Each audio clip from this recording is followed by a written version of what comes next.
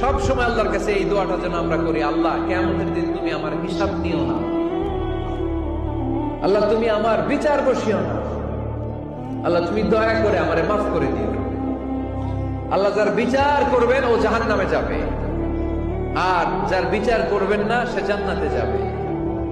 আল্লাহ যদি বিচার করে আর পাই টু পাই হিসাব নেয়, নামাজ পড়লি না কেন, রোজা রাখলি না কেন, মিথ্যা বললি কেন, খাদ্যে ভেজাল দিলি কেন, মাছে ফরমালিন দিলি কেন, যৌতুক খাইলি কেন, ঘুষ খাইলি কেন, উল্টাপাল্টা করলি কেন, জিনা করলি কেন, একটার পর একটা প্রশ্ন বানে যদি সেই ভয়ঙ্কর দিনে আল্লাহ আমাদেরকে জর্জরিত করে, আমাদের কোন উত্তর আছে?